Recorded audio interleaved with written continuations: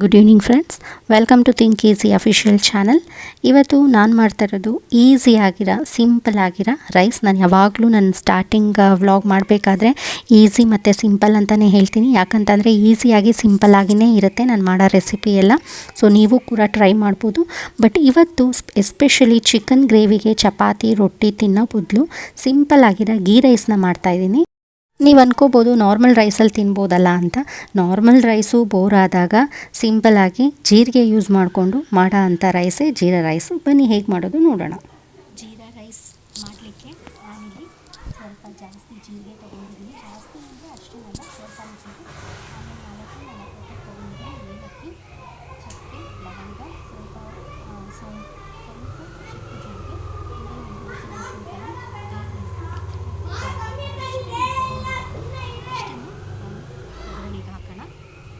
ಕುಕ್ಕರ್ನ ಇಟ್ಕೊಂಡಿದ್ದೀನಿ. ಈಗ ಕುಕ್ಕರ್ಗೆ ನಾವು ತುಪ್ಪ ಹಾಕೋಣ.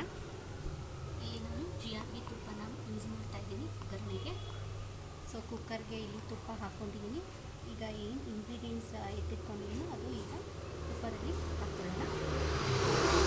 ಈಗ ತುಪ್ಪದಲ್ಲಿ ಎಲ್ಲ ಇಂಗ್ರೀಡಿಯೆಂಟ್ಸು ಫ್ರೈ ಮಾಡ್ಕೊಳ್ತಾ ಇದ್ದೀನಿ.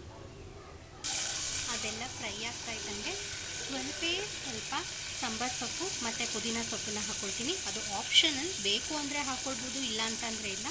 ನಾನಿಲ್ಲಿ ಹಾಕ್ಕೊಳ್ತಾ ಇದ್ದೀನಿ. ಯಾಕಂತಂದರೆ ಮಕ್ಕಳೆಲ್ಲ ಸಾಂಬಾರು ಸೊಪ್ಪು ತಿನ್ನಲ್ಲ, ಅದನ್ನು ಸ್ವಲ್ಪ ಸೊಪ್ಪೇನಾದರೂ ಕಂಡ್ರು ಅಂತ ಅಂದರೆ ಸಪ್ರೇಟಾಗಿ ಎತ್ತಿಡ್ತಾರೆ. ಸೊ ಇದರಲ್ಲಿ ಫ್ರೈ ಆಗೋದ್ರಿಂದ ಅದ್ರ ಫ್ಲೇವರ್ ಎಲ್ಲ ತುಪ್ಪಾಗಿ ಇಳ್ಕೊಳ್ಳುತ್ತೆ. ಸೊ ರೈಸ್ಗೆಲ್ಲ ಆಗುತ್ತೆ.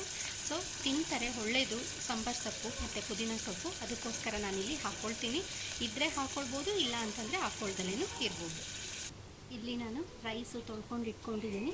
ಜೀರಾ ರೈಸ್ ಮಾಡಲಿಕ್ಕೆ ಜೀರಾ ರೈಸೇ ಬೇಕು ಅಂತ ಏನಿಲ್ಲ. ನಾರ್ಮಲ್ ಬುಲೆಟ್ ರೈಸ್ ಆದರೂ ಸರಿ ಅಥವಾ ಸೋನಾ ಮಸೂರಿ ರೈಸ್ ಆದರೂ ಸರಿ, ಯಾವುದಾದ್ರೂ ರೈಸ್ನ ನಾವು ತೊಗೊಳ್ಬೋದು. ಮತ್ತು ಇಲ್ಲಿ ನಾವು ರೈಸ್ನ ಮುಂಚೆನೇ ನೆನೆಸಿಟ್ಕೊಳ್ಬೇಕು ಅಂತ ಏನು ಅವಶ್ಯಕತೆ ಏನಿಲ್ಲ. ಇನ್ಸ್ಟಂಟಾಗಿ ತೊಳೆದ್ಬಿಟ್ಟು ಹಾಕ್ಕೊಳ್ಬೋದು. ನೋಡಿ ಸ್ನೇಹಿತರೆ, ನಾನಿಲ್ಲಿ ಅಕ್ಕಿ ಕೂಡ ಹಾಕಿ ನೀರನ್ನು ಹಾಕಿ ಇಟ್ಟಿದ್ದೀನಿ. ಇದನ್ನು ಹಾಕಿದ್ಮೇಲೆ ಸ್ವಲ್ಪ ಉಪ್ಪು ಕೂಡ ಹಾಕಿ ಟೇಸ್ಟ್ ನೋಡ್ತೀನಿ. ಸ್ವಲ್ಪ ಉಪ್ಪು ಹಿಂದೆಯೇ ಇರಲಿ, ಯಾಕಂತಂದರೆ ಇದ್ರ ಜೊತೆಗೆ ನಾವು ಯಾವುದಾದ್ರೂ ಗ್ರೇವಿ ತಿನ್ನಲೇಬೇಕು ಅಥವಾ ಸಾರಾದರೂ ಯೂಸ್ ಮಾಡ್ಕೊಳ್ಬೇಕು. ಅದಕ್ಕೋಸ್ಕರ ಉಪ್ಪು ಸ್ವಲ್ಪ ಹಿಂದೆಯೇ ಇರಲಿ.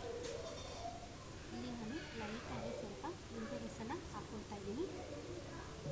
ಇದೆಲ್ಲ ಹಾಕಿದ್ಮೇಲೆ ಸ್ವಲ್ಪ ಕುದಿಯೋ ತನಕ ಬಿಡೋಣ. ಆಮೇಲೆ ಲಿಡ್ ಕ್ಲೋಸ್ ಮಾಡಿ ಓನ್ಲಿ 1 ವಿಷಲ್ ಮಾತ್ರ ಹೊಡ್ಸೋಣ. ಒಂದೇ 1 ವಿಷಲ್ನ ಹೊಡ್ಸಿದ್ರೆ ಸಾಕು, ನಮ್ಮದು ಜೀರಾ ರೈಸು ರೆಡಿ ಆಗುತ್ತೆ. ಇಲ್ಲಿ ಆಮೇಲೆ ನಾನು ನಿಂಬೆಹಣ್ಣು ಹಾಕ್ಕೊಂಡಿರೋದು ಅದು ಕೂಡ ಆಪ್ಷನಲ್ಲು, ಬೇಕು ಅಂದರೆ ಹಾಕ್ಕೊಳ್ಬೋದು, ಇಲ್ಲ ಅಂತಂದರೆ ಇಲ್ಲ. ನೋಡಿ ಇಲ್ಲಿ ಕುದಿಯೋಕ್ಕೆ ಶುರು ಆಗ್ತಾಯಿದೆ. ಸೊ ಇದನ್ನು ಚೂರು ಕುದ್ಮೇಲೆ ನಾವು ಲಿಡ್ ಕ್ಲೋಸ್ ಮಾಡೋಣ. ಇಲ್ಲ ಇಷ್ಟೇ ಕುದಿಯೋಕ್ಕೆ ಶುರು ಆಗ್ತಾಯಿದ್ರು ಅಷ್ಟೇ. ಒಂದು ಸತಿ ಚೆನ್ನಾಗಿ ಕಲಸಿ ಲಿಡ್ ಕ್ಲೋಸ್ ಮಾಡಿ ಒಂದೇ 1 ವಿಷಲ್ನ ಹೊಡ್ಸೋಣ. ಸೊ ಫ್ರೆಂಡ್ಸ್, ನಾನಿಲ್ಲಿ ಲಿಡ್ಡನ್ನು ಕ್ಲೋಸ್ ಮಾಡಿದ್ದೀನಿ. ಈಗ 1 ವಿಷಲ್ ಬರೋವರೆಗೂ ವೆಯ್ಟ್ ಮಾಡೋಣ. ನೋಡಿ ಫ್ರೆಂಡ್ಸ್, ಫೈನಲಿ 1 ವಿಷಲ್ ಹೊಡ್ಸಿದ್ದಕ್ಕೆ ಈ ಥರ ಆಗಿದೆ. ಇವಾಗ ಕಲಸಿ ನೋಡೋಣ ಹೇಗೆ ಬಂದಿದೆ ಅಂತ. ನೋಡಿ ಫೈನಲಾಗಿ ನಮ್ಮ ಜೀರಾ ರೈಸ್ ಈ ಥರ ಬಂದಿದೆ. With leg piece chicken gravy ಜೊತೆ ತಿಂದರೆ ಸೂಪರಾಗಿರುತ್ತೆ.